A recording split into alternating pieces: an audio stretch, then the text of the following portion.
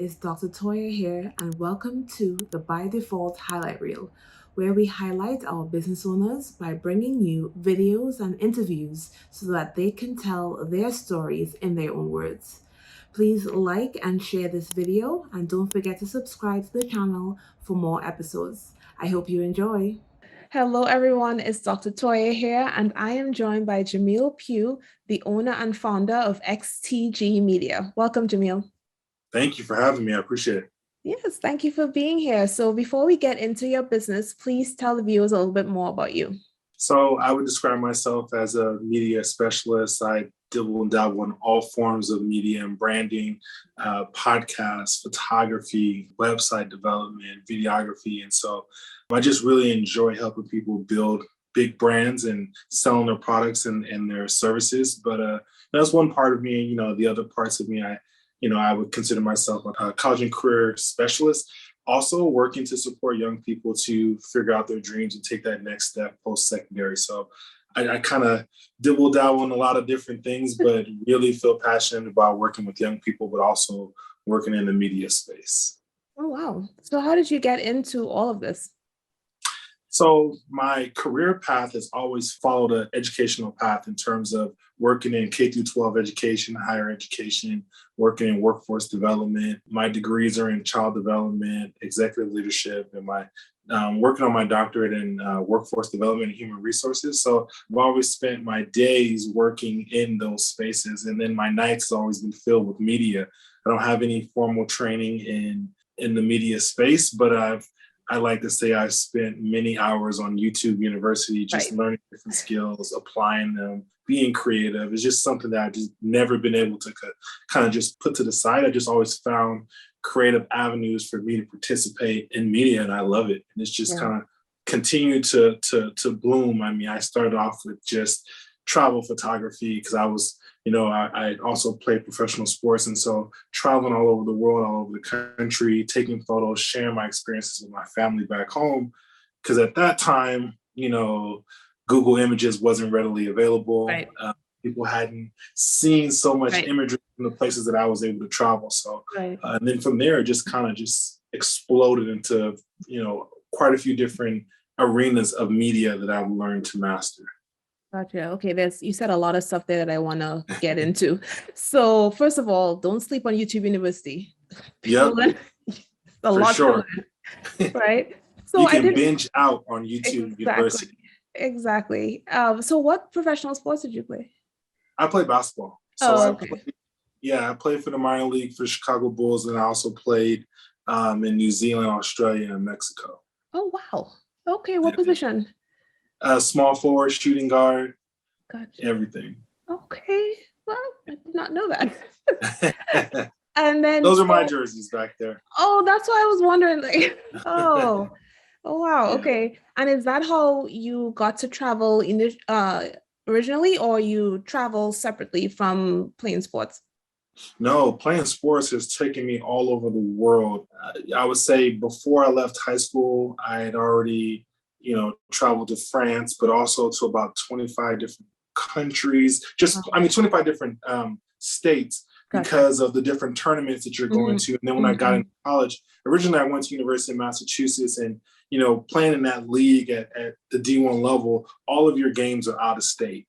Right. And so prior to leaving there, I went to Greece and played against their national team and their Olympic team. And then when I transferred back home to Sacramento State, I hit all the West Coast states that, like the Wyomings and the Idahos and the Montanas and things like that.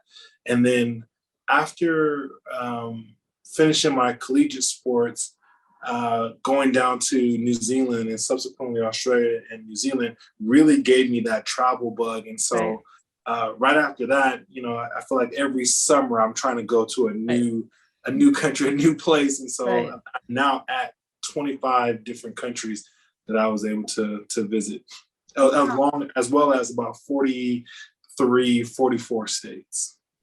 You have me beat. I'm like at 22 countries. Just right there. Right there. But the States, it's like 4. I haven't been around the country that much, even though there's so much to see. So I really need to start traveling in the States. But I'm running out of places to try to go and see. So I'm really trying to find some of those overlooked places. Like I haven't even been to Big Sur. And so wanting to go there and some of the other, local places here in California. Yeah, that's the thing. I don't do a lot in California. As for those who don't know, we're both in California. And there's so much to see right here. So Right here. yeah, that's something that definitely want to get out more into. So how did you get into the photography particularly? Yeah, so when I went to France out of high school, my mom bought me like 5 of those little throwaway cameras. And at the time, I wasn't a photographer. In her mind, she wanted to see what France looked like. Right. In my mind, I'm just taking selfies with my friends and stuff. And we're just like at the gym taking photos of like dumb stuff, but I wasn't. And I came home and we developed all the images, and everybody was so disappointed. They were just like, we wanted to see France.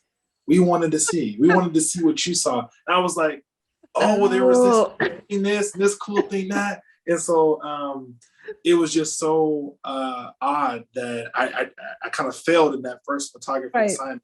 And then oddly enough, 2 years later, I would go to Greece. And so I petitioned all of my family members. I was at the time at University of Massachusetts, and I called them. I said, everybody send me $50. I want to buy a real digital camera so I can take some amazing pictures when I'm over there.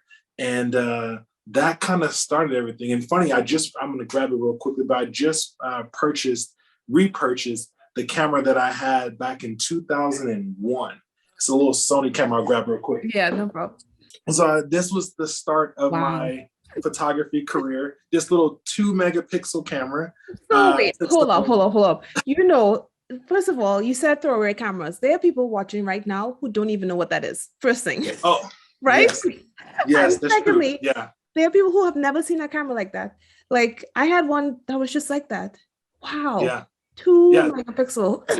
2 megapixels in comparison to the cameras that I use now that are 50 megapixels. So I went over there and I used this to photograph. We went on a 3-island cruise. We spent a whole 4 days in Mykonos. We spent a couple of days in Athens, and we just traveled and got to see so much. And at 19, I'm just like so blown away. We went to the Acropolis, went everywhere.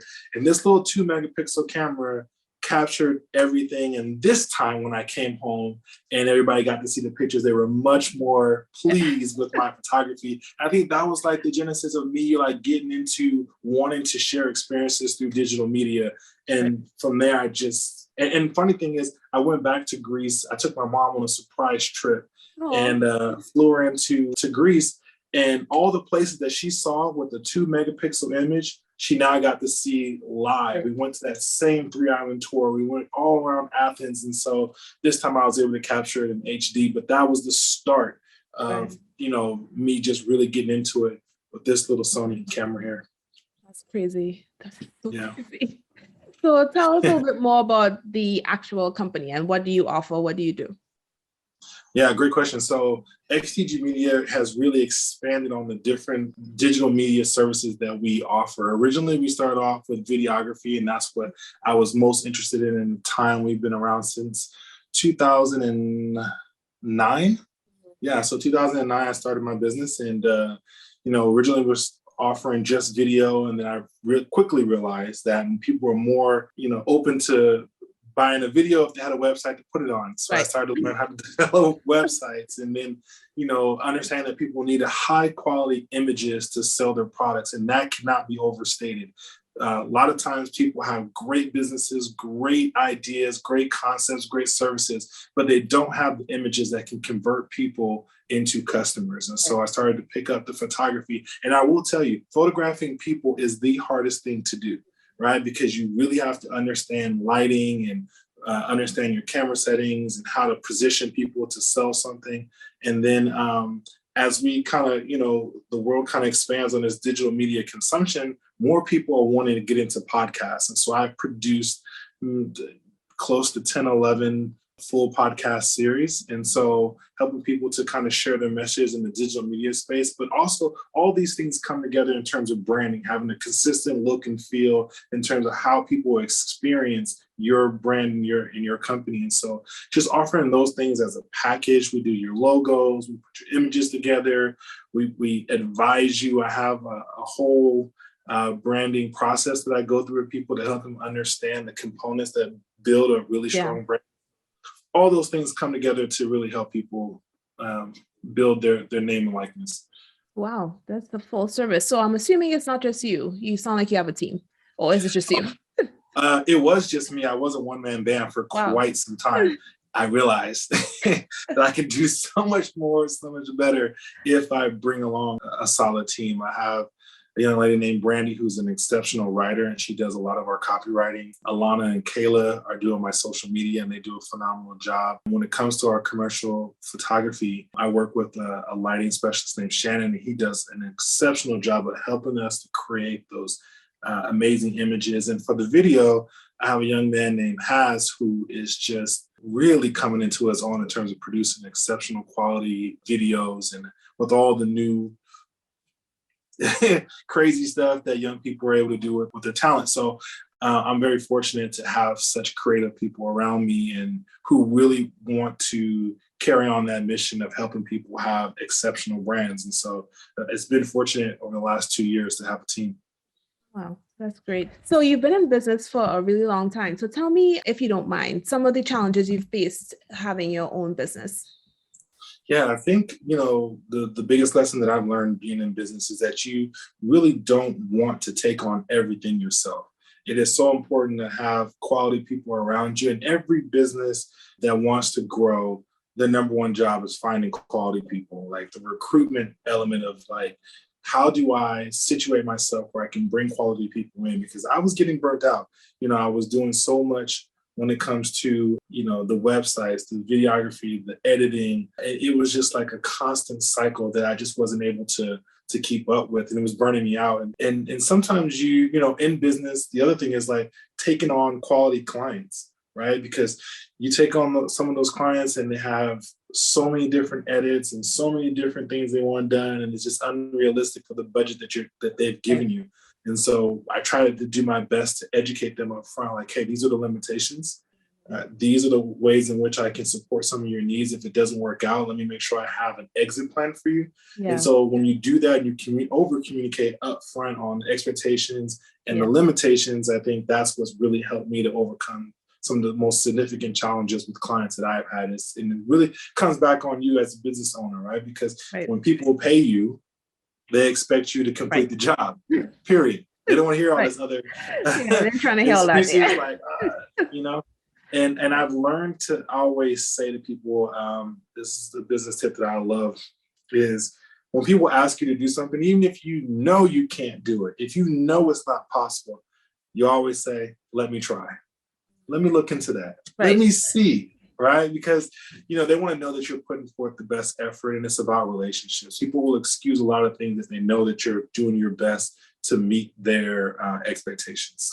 Yeah, that's really important, especially what you said about finding your team, because in the beginning, I tried to do everything myself, like you mentioned, and it was unsustainable. My job, like it was completely unsustainable, right?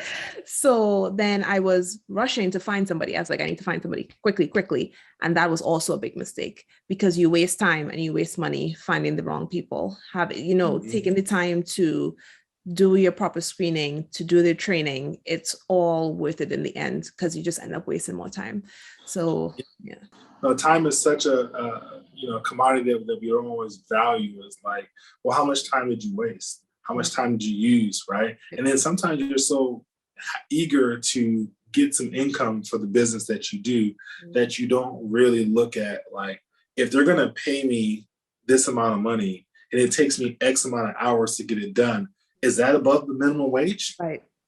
Or are you just so happy to get some money to do the work? Right. So it's just really, and that's part of educating the client, like, hey, look, this type of project takes about this many hours. And based on the budget that you're giving me, this is what I'm being paid. And so, you just you want to make sure that you manage expectations. So I think learning business is the most important component in doing business. Most people specialize in whatever it is that they're doing.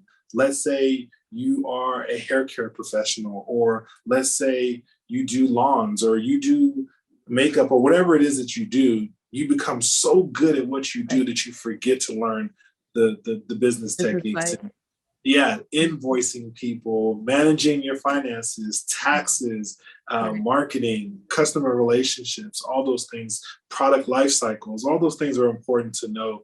And so I think for me, it was just important to spend some time on my own. Like I said, none of my degrees are related to business or media. So I spent a lot of time building my own library and really taking in from what I would call digital mentors, people who are sharing on their podcasts or their YouTube or whatever. And I'm just trying to consume all those nuggets and make them work for me. Yeah. No, that's really important. And a lesson that you probably saved somebody a whole lot of time just now. So yeah. So what types of businesses, or do you have a type of business that you specify in helping? Yes, that's another important component, is really understanding who's your best customer, right? Like, who are the people whom you enjoy most to work with and that you know that you can produce for. And so for me, I specialize in working with small businesses and nonprofits, right? Because nonprofits, one, they have a built-in budget for these things. A lot of times, if they get a new grant, some of it has to go towards marketing and getting the word out so that people are utilizing their services. So they're looking for somebody to come in nuts to bolts to just really just handle all that and let them do the work that they do as a nonprofit agency. Small businesses also work for me because I like that one-to-one interaction with talking to the person who owns the business, talking with not some person who has to go through multi-channels to get things approved.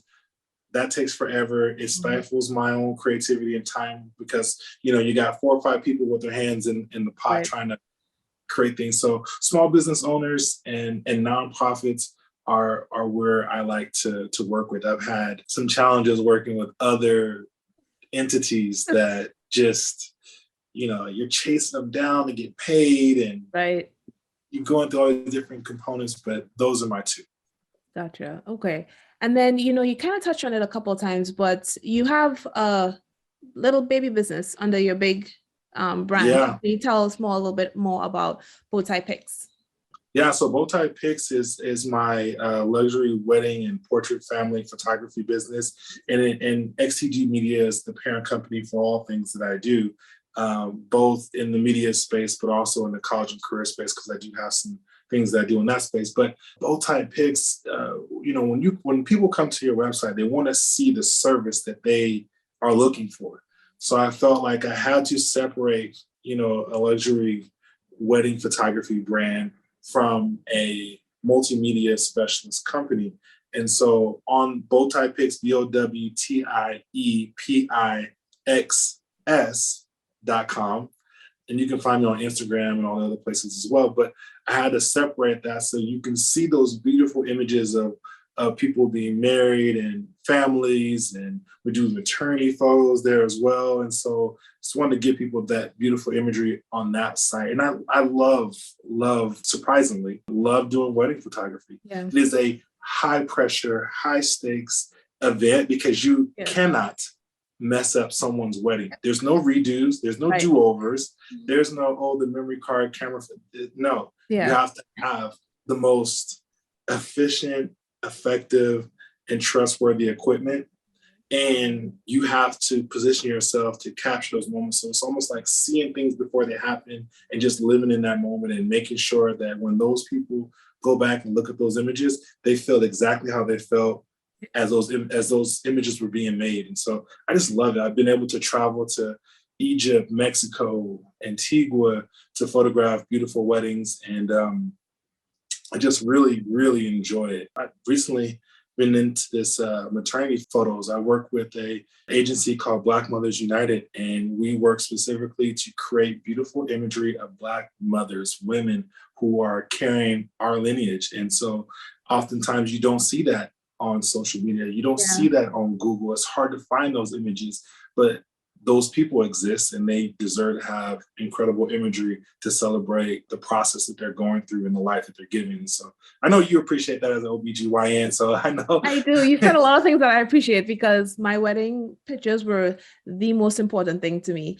Like, I didn't want to have a wedding. My mother made me. And I was like, well, if I'm going to do this, I'm going to spend most of the budget on my photographer because I love pictures. So as I heard everything you just said, because if they had messed that up. I was gonna say, it was so difficult for me to kind of be hands off at my own wedding and not micromanage the photographer and just be in the moment. I wanted to take this to you, take this. I just kind of, I was like, hey, look, let them live. You know what I mean? You don't like to tell you what to do. So, but I did ask for the raw images because I wanted to edit them myself. So I had to pay a little extra. Oh my gosh. It was, I had to have some level of control of cropping, coloring, and all that type of stuff. But I negated to mention within my XTG Media, I also do professional sports photography. And so, I'll cover the NFL, the NHL, NBA. I even do some collegiate football, collegiate basketball. And so just anything that allows me to have a camera in my hand just really excites me. Gotcha. Yes. And you did my photos that I love and that I use all the time. I see those. I love it. I love that it's in constant rotation. I love them. Love them. I need to get some more of them edited so I could use more. They were great. So first-hand knowledge that he is great, everybody. So for the professional sports photography, is that something that is particularly easy to get into, or how did you break into that? Oh, that is the most difficult thing. That's what I thought. Like every person on the sidelines of an NFL game or an NBA game has their own unique story of how they got into it, right? And how you got access is really the question. Right. Like, who got you access? And my own personal story is that as a former collegiate and professional athlete, I went back to the very same newspapers that were covering me as an athlete and asked for an opportunity to cover different sports, but not before I put it in my work, right? And I used to work at a high school, and I would spend every Friday or every Thursday covering the high school sports games, freshman, JV, and varsity, practicing my craft, learning how to shoot, learning how to get the right angles, learning how to edit. And then, I got an opportunity to go and shoot a couple of games at Sac State where I played, and they gave me some press passes. Right. And that led to, even having to drive all the way out to Fresno to get some football images allowed me to approach the newspapers and say, hey, look, I have this skill set. I put my own money into my cameras, and the cameras and lenses are, for sports in particular, are extremely expensive. I just picked up a new lens. It was about $12,000, right? 12 what?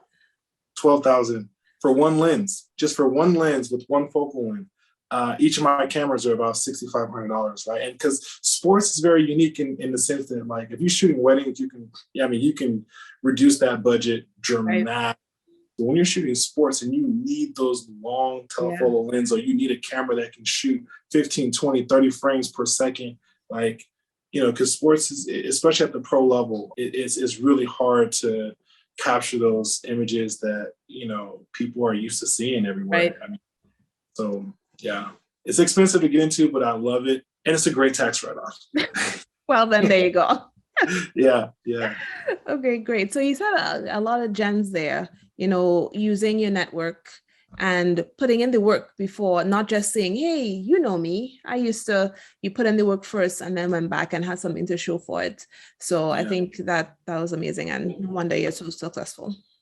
Yeah, thank you. Yeah, it's definitely been something that I've had to, spend quite some time on and really practice. There was, I wanted to get this one amazing shot. And this just give you an example of how the work goes in terms of covering NFL.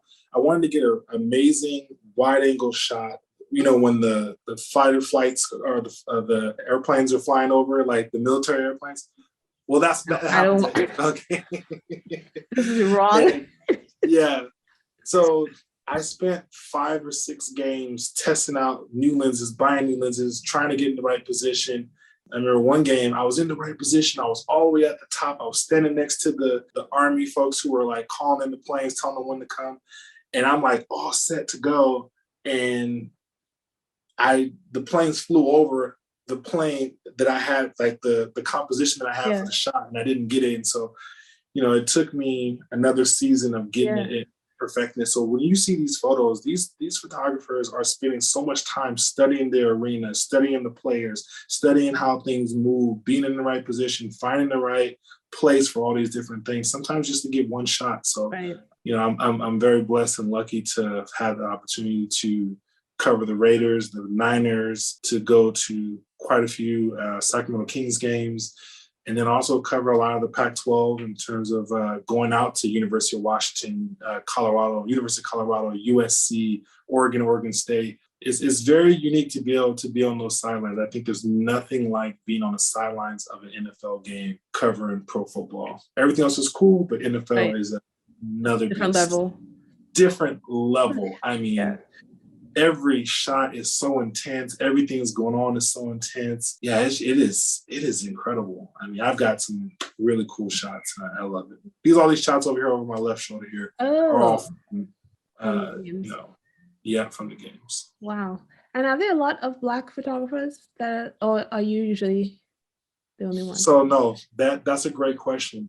There's not a lot, but when we see each other, we always recognize and support one another. And in fact, I really got to give it up to both Jerome Wright and Theron Henderson. These two brothers, saw me coming in as like a young dude, just trying to learn the sport, just practicing. I'm watching them. I'm actually studying them, where they're standing on the field, where they're sitting, what lenses they're using, how they're shooting, trying to mimic it. Like as soon as they get, I'm like, let me see what they were looking at. And after a while, these brothers started to sit down and have coffee with me. Sit down and teach me things on the computer, show me how the game is played, show me how, photographers, what the mindset of a photographer is and how you're going about this stuff. And I've learned so much from having those relationships. And these brothers, man, it's so invaluable to connect with folks. There's a brother Brian Cook, who's over with the Pittsburgh Steelers. I mean, just incredible to watch his work and see how he do things. And then the lead photographer for the 49ers is another brother. So you do have some of us that are out there capturing these images, and it's incredible to see. It's incredible to just watch them and see their images. I mean, every time I look at their work, we could be standing right next to each other, photographing the exact same play, and they'll come out with something. I'm just like, all right, got to get back in the lab, got to retool, got to change my mindset. So, even though there's 50 credentialed photographers on the field at one time, none of us come away with the same image. That's just the way it works. We all come away with something unique and different, regardless if we're using the exact same equipment, staying in the exact same place. Photography is unique like that, where everybody has their thumbprint on their image. Yeah, that's so crazy. And I like to think I'm a baby photographer. I'm really not. But I really love taking pictures, and it's one of those things where in a different life I would have given it some more, attention. Yeah. But I really love photography. So I'm actually kind of jealous, just a little bit. But it's okay. Oh, I'm in baby photography too. My little girl's 3, and I feel like I can play her whole life on a slideshow. Like it hasn't been a time she's been to the park and I haven't been testing out some new lens, taking photos of her. So now she just looks at me and be like, cheese. Yeah, so, She's like, okay. Yeah, she's into it. I hopefully that she'll allow me to continue to take photos of her. Yeah, no, I'm sure she will. So tell me, what has been one of your biggest wins so far in business? I've had some pretty big contracts that, you get a contract like this, it'll cover you for the whole year. That was really cool. But I would like to say one of my biggest wins in terms of my own personal creativity, but also being, really enthralled in the project, has been working with Her Health First. This was an agency that primarily supports Black mothers in helping them through their pregnancies. And prior to me coming on board, they were known as the Center for Health and Wellbeing, which who wants to wear that on a t-shirt, right?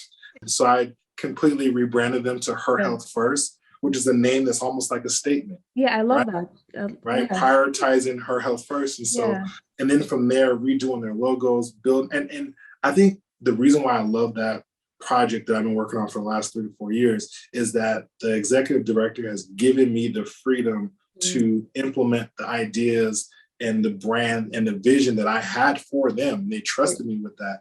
And so they went from being, and not all because of me, we have an exceptional executive director in Shannon Pace, but they went from being about $70,000, $80,000 in the red, worried about how they're going to pay salaries, to being a multi-million-dollar agency that has funding for, quite some years. And the feedback that I'm getting is that the media that we're creating, the brand that we're creating has generated so much trust within the community and the people that we're serving, both in the way that we display the photos and the pictures of our clients, and then the services, the podcast that we're on season 2 of our Black Maternal Health podcast. We create a learning management system called learnhhf.org, where you can go on and take courses. And, we're working on a book, and we're working on a portrait book. We're just displaying beautiful images of Black women who are pregnant. And I think all of these ideas, from the podcast to the portraits to the websites to the learning management, all came from me. And they went out and found the funding to allow me to deliver that content. And so I'm just so grateful to be able to have an idea and to bring it into fruition and make it useful for the agency and the people that they serve. So that's been my biggest win. Oh, that's a big one. And it's also good that you had to sit and think through all of your wins to figure out that one. You've had so many, so that's great. I wanted to say photographing the NFL. I wanted to say that because I knew that it was a goal of mine. I mean, I used to sit on and watch NFL games, and then every chance I get, I would kind of look in the background, look at the photographers and see what they were doing, and just wonder, what does it take to get down there? And it's incredibly hard to do that. And the other thing I'll say, for those of you who want to get into sports photography, the money is almost non-existent, right? You're not going to get paid much for your images. Like, you may be able to, when I first wanted to get into sports photography, I met this guy who was photographing this tennis game, and he said to me, he goes, "You're not going to get paid much for your images unless it ends up on a Wheaties box," right? And that always stuck with me, because it's like, and this is part of the business. You got to understand this part, right? If you shoot for a newspaper, you may get paid per assignment, but it's not going to be, a large amount, because they're just going to take the image and put it on and write the story. Right. But if you want to shoot for like Getty Images, or you want to shoot for the AP, Associated Press, or anything like that, then you're submitting your images. They're going to take a cut if it sells, right? So you're going to come out with like 40% of what the image sells for, right? And you got to think you might get an image sale, because there are 40 or 50 other photographers who are there as well. So you really got to look for images that are timeless. And so that's a whole other conversation to figure out. But those two, I think, are the things that I appreciate most about being in this digital media space. Being at the NFL games, and also doing great work that really bolsters an agency's ability to, one, generate more clients, generate more funding, and have more impact. And so that really fulfills me. Wow, that was amazing. Yeah, I'm very happy for you and all of your success. So what is like the one thing you wish people knew about having a small business? You dropped a lot of gems so far. So if you have anything else that you want to know. The one thing I wish people knew about having a small business, this is the one I always tell people, right? Everybody says, I'm gonna have my own business because I don't want to have a boss. I want to work for myself, right? And that is such an inappropriate way to think about this, right? Because everybody who pays you is your boss. Right. Every client that gives you $1 has ownership over what you do, and you have to answer to them because they are paying you. Just as if you're working for an employee for an organization, and you have that boss who's in control of your check. Imagine that times 20 or 30 or however many people that you serve. So it's important to pick your clients, or your bosses, as I would like to say, appropriate for your business, and have a way to screen people out. And then also working for yourself and being your own boss, you could be your own worst enemy, right? Because do you have the focus, the drive, the fortitude to get past when things are really slow? It's a difference between going to the grocery store and buying dinner, or going out there and hunting and only eating what you kill. Right. And so those components are extremely difficult when, your business and we're in a pandemic, right? Yeah. And, people always say, I've heard people say, in this pandemic, it's either a feast or a famine, right? And so for a person who does a media business, it's been a feast because all of a sudden, everybody wants a website. Everybody wants a video. Everybody wants a podcast. And so I've been overwhelmed with a lot of different projects, and I've been able to choose between the ones I want to do. But in other times when, being prepared for the competition and potentially the disruptors in your industry, we always see these commercials about Squarespace, build your own website, GoDaddy, and 95% of my clients come from Squarespace because people realize the limitations at some point that Squarespace has, and it's not converting for them, it's not working. And so they'll come like, all right, I'm ready to pay you now. Because at first they didn't want to pay my prices. I was like, I'll just do it I'll do it myself. And then 3 months later, there they go. Ready. It's like clockwork. Yeah, they're ready. They're so, I'm just like, so, but being able to handle that and understand the value that you offer and being able to articulate that, having a very well-defined statement in terms of what you provide, your USP, right? Your unique selling proposition. Why would somebody pay you and pay you more than the competition to do a very similar job? And so, I think regardless of the industry that you're in, there's some very basic business fundamentals that I tell everybody you really need to dig into.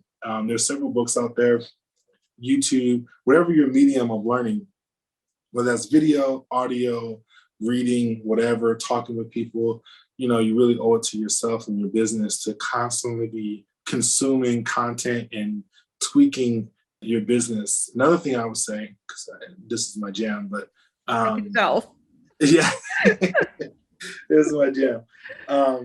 Being in that permanent beta mindset where it's like, okay, let me try this, see how it works, make a few tweaks, try it again, try, test, repeat, change, adapt, because there's always going to be some threat to the sustainability of your business, and I knew that coming in. So that's why I've added podcast production. I've added videography and websites. I'm constantly going to add whatever it is that people need within the digital space because, the industry makes this twists and turns, and you got to be prepared and actually be on the forefront of that, right? All the people who want to wait and like, I don't want to worry about that, I'm going to do this and that. And all of a sudden, you've allowed so many clients to go with a competitor, and now they're doing, not only are they doing your service, but they're doing even more. And it's highly unlikely that those people are going to go back to you after they've already got someone else's ecosystem. So yeah, it's constant. So I'm looking and trying to get prepared for whatever's next. I guess I'm gonna have to figure out how to exist in the meta world. Is it going to be whatever that's virtual, right? But I'll be there. Like you should also add business coach to your repertoire because it sounds like you're there. So I'm just saying, and I'll take my commission for giving you the idea once you get your first client. No, you're right. And I think, it's funny that you mentioned that because I would also say that anyone who's in a particular business, your first job is to educate the client. For example, let me think of a business outside of what I do. Like, let's just say hair care. Your client's going to come to you and they have a certain destination in mind of what they want for their hair. But that hairdresser is going to have to educate them on maintenance, right? Products, all the different components of how these things impact their hair, right? Not just like, oh, I'm going to come here, whip you up, send you on your way, right? It's like, no, how do I maintain this? Right. How do I be prepared? How do I keep these things going? So you really got to educate your clients first, and then it makes it so much easier to go through the process because people really appreciate when you give them a nugget on how to improve their business. And sometimes, I've had clients that say, hey, do you mind if I, offer you some advice or offer you some business and branding knowledge? And, some clients have said no. And I know those are not the clients that I need to work with, because Right. I tell them I can either be a nail and hammer and just hammer that nail down for you, or I can help you build an infrastructure that will be sustainable over a period of time. So which are you looking for? And so Right. that helps me understand where they are, and that helps them understand the value that I bring as the person who's going to be handling all of the digital media. Yeah. And you said it before as well, but the importance of managing expectations, I think people like downplay that a bit. And I use that a lot in my day job. When patients come and they ask for certain things or they expect certain things, especially surrounding birth and stuff like that, managing expectations saves a lot of anger and disappointment and things like that. So it's important for business, for lots of different things. So I think that's really important. Yeah, you want to have some of those screening components, built in, whether you put that information on your website, Right. or sometimes people have intake forms where they're Yeah. asking certain questions or whatever. But there's so many different ways to do that, and it's up to you to be creative and figure out, how do I manage expectations and educate the client simultaneously, so we will have an enjoyable experience, because some people get so burnt out. They get burnt out, they get tired, they quit their dream business, Right. because they had a few bad clients that could have been avoided. So it's a lot, but it's, when you love, I love doing media stuff. Right. It just doesn't feel like a job. You know what I Right. mean? I don't care how long it takes for me to master this. They say it takes 10,000 hours to master a specific skill set. Well, I'm here for all 10,000 hours because I enjoy doing it. And so when you find your lane, you're happy with the journey that it takes to get there. Yeah. Yeah. So tell me, this will be my last question. What does it mean to you to be a Black business owner, a Black photographer, a Black digital multimedia specialist? Survival, probably, right? And I think it's so important for Black folks to have a secondary income based on the skill set, because we won't always be given the opportunities that we may have earned, or that we may be, we probably should have gotten. We may not get that promotion. And sometimes, our ability to provide and survive as a people is not always prioritized in terms of how the economics works within our own country. And so for me, I started to prioritize understanding business, because there's been times where I've been unemployed. There's been for long stretches of time, and I didn't miss a beat because I had that business knowledge, right, of how to generate income. I wouldn't be in this house if it wasn't for the side income that I was able to generate. I wouldn't be able to go on the trips and see the countries that I've been able to do. There's a lot of things in my life that would be absent had I not developed this skill set and put it to work and really study business. So it really means survival in a lot of different ways, and thriving too. That's and the worst side of it is survival, and then the best side of it is thriving. It means everything to me. It just when I have a 2.5-year-old daughter, and she's going to be learning the basics of business from day one.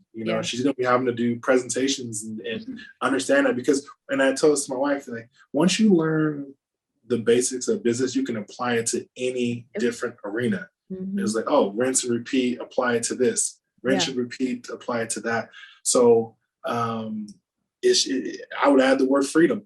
Now that I think about it, it's thriving, survival, and freedom to make choices and do things that were not there before. And if you're familiar with Robert Kiyosaki and the book Rich Dad, Poor Dad, he always says that the job is just over broke, right? And so you don't want to exist in that space your whole life. You want to be able to get to a point where you can put money in your child's college savings plan, or you can take advantage of the tax write-offs. I mean, I'm sitting in this space right now, and I've written off this entire space for the entire year and my taxes. As you know, if you've been to my house, I have a whole studio downstairs that I'm writing that off, but also being able to pay my daughter, right?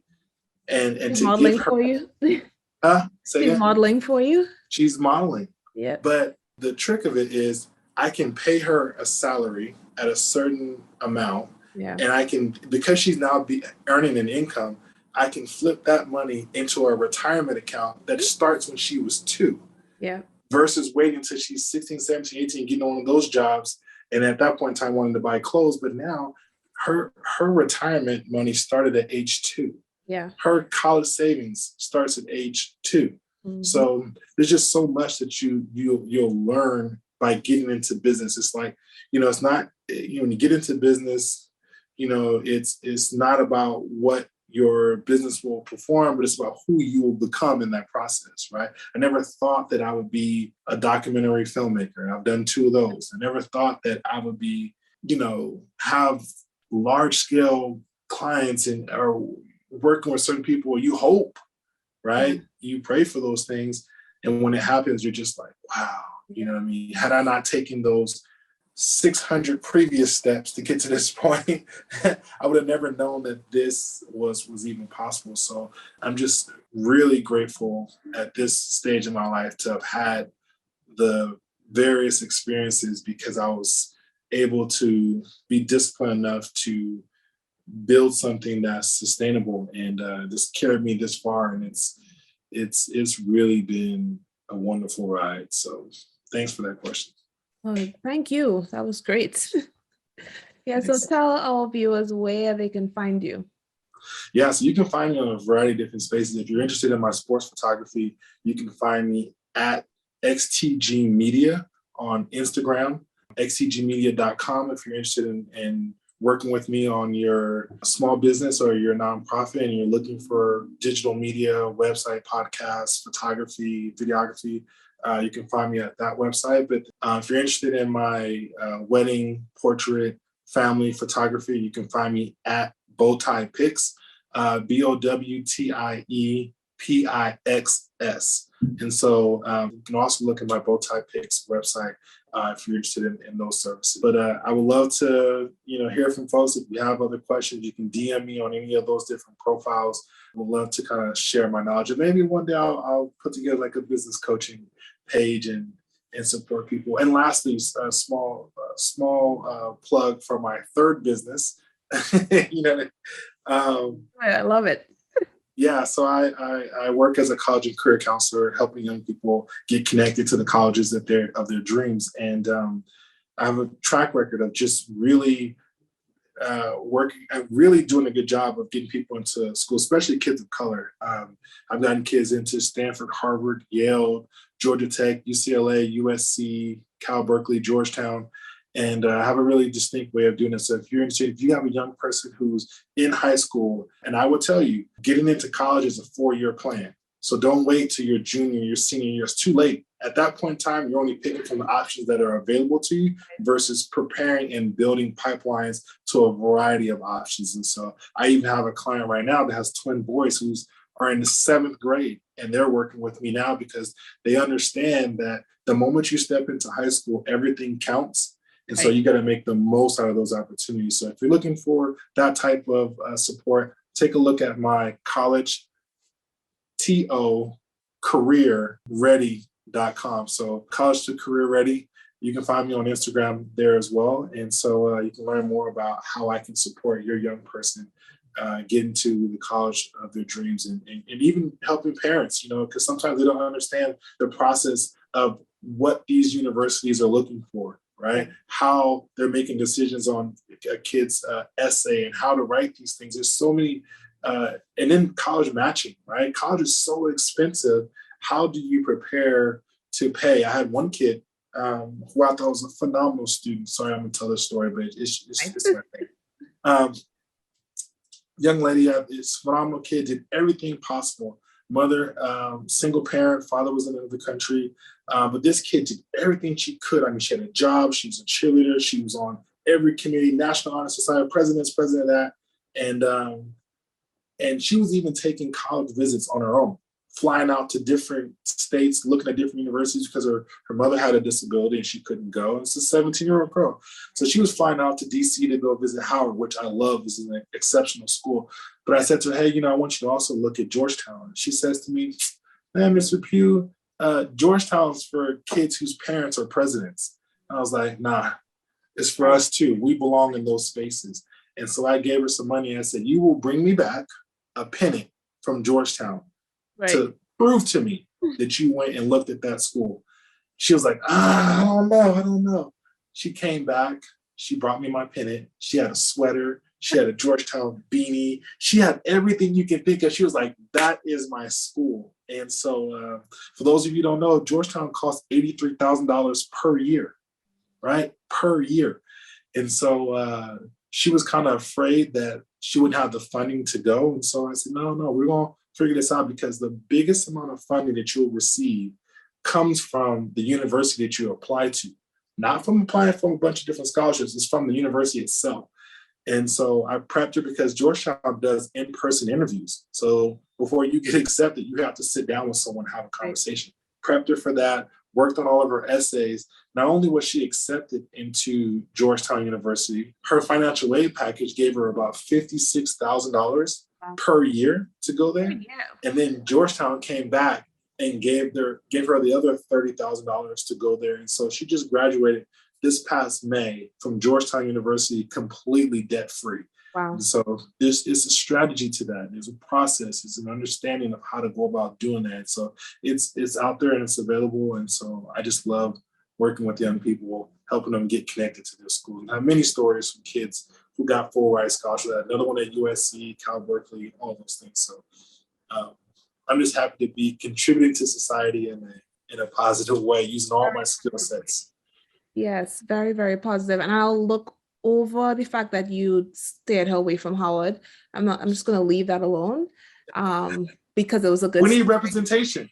We need representation everywhere, right? I may have stole one from Howard, but I've definitely pushed several more there. But Howard is my spot, and I don't want to take nothing from the Bison. Y'all are an amazing university. I love y'all. So I don't want to have any of y'all in my DMs angrily yelling at me. And, you should have sent it to the HBC. No, I get that. I definitely get that. But we also want to let people know that we belong in every space available, and that we shouldn't be shut out of opportunities, regardless of our economic standing or whatever. So but I appreciate you giving me a pass. Yes, I love that one slide.